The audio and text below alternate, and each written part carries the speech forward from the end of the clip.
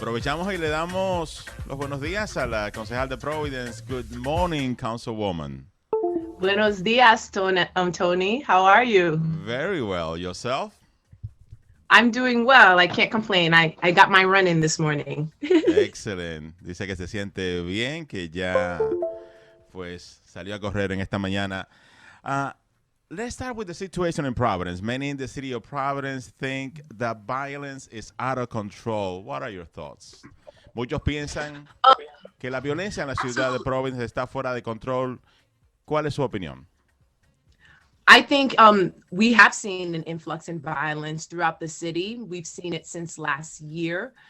The pandemic, I think, has played a significant role as we're seeing the closure of so many of our city resources, like our rec center, and also just programming for our youth, such as sports programs and opportunities. There's also a lack of jobs. But now that the economy is starting to open and we're seeing restaurants putting help wanted signs, hopefully that can get some of our young people into these positions.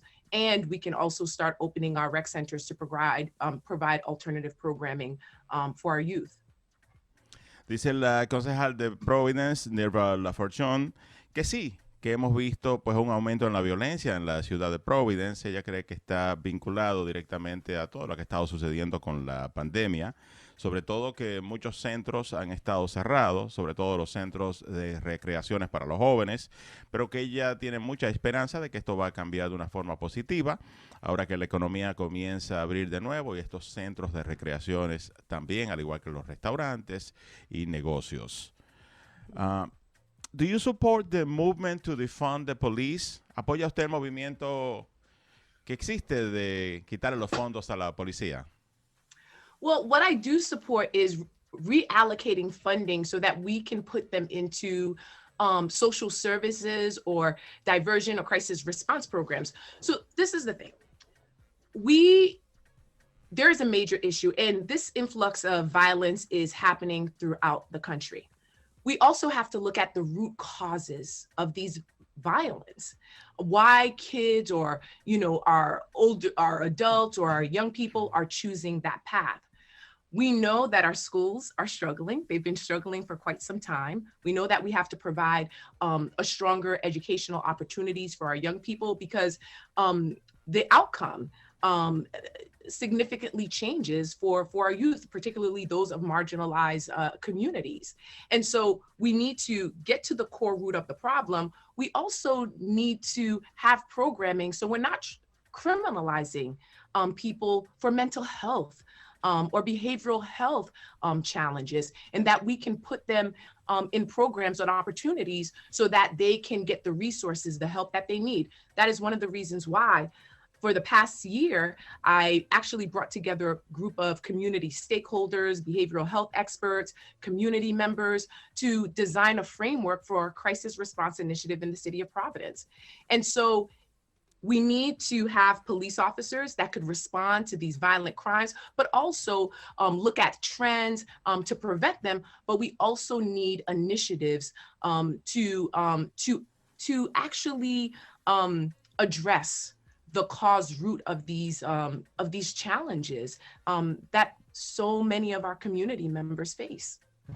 Dice la concejal de Providence, Nirva Lafortune, que en cuanto a este movimiento de defund the police, de quitarle fondos a la policía, ella dice que se necesita una mejor distribución de los fondos del presupuesto, que hay que invertir en las causas que son las raíces del problema, ver la situación con los jóvenes y cómo invertir en programas que le ayuden, mientras que al mismo tiempo pues se mantiene el servicio de la policía, pero también no criminalizar a personas que están sufriendo de problemas mentales, invertir recursos en ese aspecto de salud y utilizar la policía ya en las situaciones que tienen que ver más con la policía y trabajadores sociales en los asuntos que tienen que ver con la causa de lo que es el problema social que tenemos acá en los Estados Unidos y específicamente en la ciudad de Providence.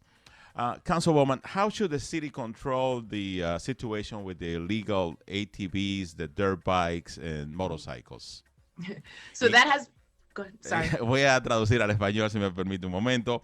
¿Cómo debe confrontar la ciudad esta situación con los motores, los ATVs y las bicicletas, ahora en el verano sobre todo? We have been engaged in conversation for months now. I mean, actually for over a year, because it really started last summer.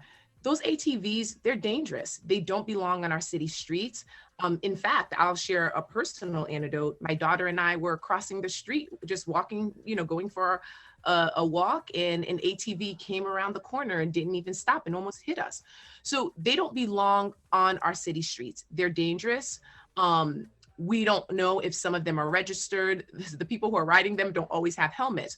What we should consider is finding off-street alternative location that we can put them or where people can use them for recreational purposes. And there are initiatives throughout the country that we can model here in Providence, but they don't belong on our streets. They just don't. It's dangerous. It's a danger to the people who are on the ATVs, and it's also a danger to the people who are driving or walking throughout Providence and beyond. Estamos conversando con la concejal de Providence, Nirva Lafortune, y con relación a esta pregunta de los motores, los ATVs en las calles, dice que estos ATVs no deben estar en las carreteras, no deben estar allá, y cuenta pues la historia, una anécdota, que recientemente estaba caminando con su hija y casi tuvo un accidente con uno de estos ATVs. Dice que sí, que deben buscar pues espacios alternativos para uso recreacional, que hay modelos allá afuera en otras ciudades que lo están haciendo y que han estado en conversaciones en la ciudad de Providence para implementar eso acá, pero que definitivamente no deben estar estos ATVs en las carreteras. What do you see as the number one issue in Providence, Councilwoman Lafortune? ¿Cuál ve usted que es la principal reto para la ciudad de Providence? So there are a couple of issues that are impacting our city right now. But I think if we want to look at the broader picture, I think the number one issue for me, and I think for many people, what I'm hearing is education. Because when you think about what happens to a child when they are provided an adequate education in which they can choose a pathway to college or a pathway to career, their life outcomes completely changes. I think about even my own background. I grew up on the South Side in 02907. Dartmouth Ave, first Dexter, when I first came to America to join my parents, Dartmouth Avenue, we used to wake up to blood on our doorsteps because right on, Dartmouth, back then, the zoning was so poor that we had a restaurant/club in our yard. And then finally, my parents, who worked as CNAs in the factory, in the restaurant, they purchased a home in Washington Park, which they've been there for 30 years. I think about where I would be today. I have friends that I went to high school with, middle school with. Some of them are not alive. Some of them are in jail.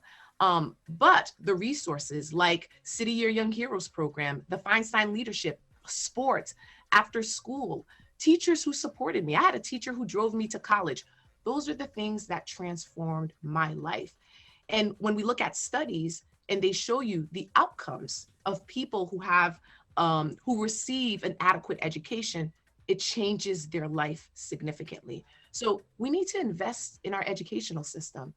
And we need to start early and provide our young people with the resources in elementary school. We can't wait until they're in high school so that they can be successful adults later on and individuals who contribute to the community that they're from. En cuanto a la pregunta de cuál es el principal reto para la ciudad de Providence, dice que hay varios, pero de elegir uno sería la educación, y habla de su historia, cómo ella se crió acá en la ciudad de Providence. Para aquel entonces pues había violencia también, desafortunadamente, que muchos de sus compañeros en las escuelas terminaron en las cárceles, otros lamentablemente fallecieron. Habla de cómo ha residido en varios residenciales acá en la ciudad de Providence, primero por la calle Dexter, hasta finalmente mudarse al área de Washington Park, que sus padres trabajaron en varios negocios acá y lograron pues establecerse en Washington, donde adquirieron una casa, pero que lo que la transformó a ella fue la educación y el apoyo que muchos le dieron cuando estaba en las escuelas. Tell us your position on the Providence Tax Stabilization Investment Act, la ley de inversiones de estabilización fiscal de Providence. It is my understanding that the Providence City Council will vote on this today. Tengo entendido que es uno de los asuntos que estarán votando en el día de hoy en el Consejo de la Ciudad de Providence. Esta ley de inversiones de estabilización fiscal. What is it, and tell us your position. So for quite some time, we've needed TSA, tax stabilization reform, to make it a bit more equitable for the city of Providence. So one of the things that, there are many things. So one, I do believe that our laborers, they should be paid a fair wage. After construction, they should be paid a fair wage. I mean, you think about the medium income household, based on various reports, whether it's kids count or housing work, is about $40,000 per year. And I think is actually lower. So our residents deserve proper wages so that they can meet their personal and family needs.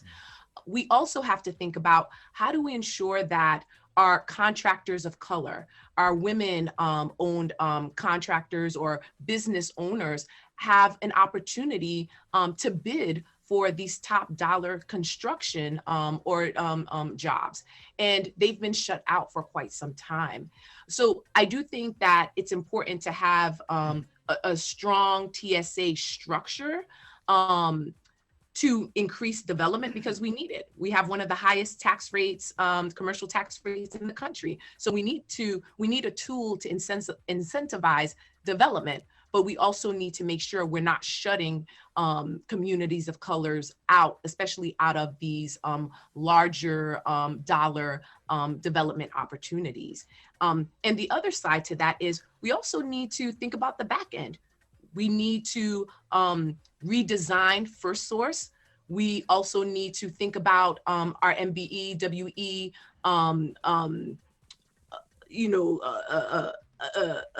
structure right now. And we just need to also provide resources so that our businesses of color can get the certification as well as the licensing, again, so that they could bid on these high dollar opportunities. So right now I have concerns.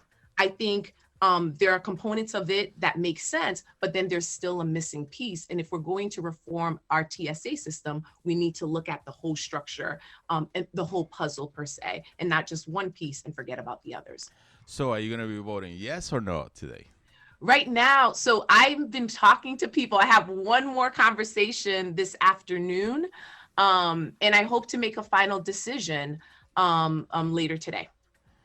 Dice que todavía está en conversaciones con relación a esta propuesta de ley que se estará debatiendo hoy en el Consejo de la Ciudad de Providence, que tiene que ver con la ley de inversiones de estabilización fiscal, que son básicamente los arreglos con relación a los impuestos para grandes trabajos de construcción y negocios en la Ciudad de Providence, que tiene preocupaciones porque cree que debe crearse pues un mecanismo para darle mejor oportunidad a pequeños contratistas de que puedan participar, y que no existe de la forma que se está presentando, que se estará debatiendo hoy, y pues en estas conversaciones que tendrá en estas próximas horas pues se estará tomando una decisión y ya sabremos esta noche qué sucede.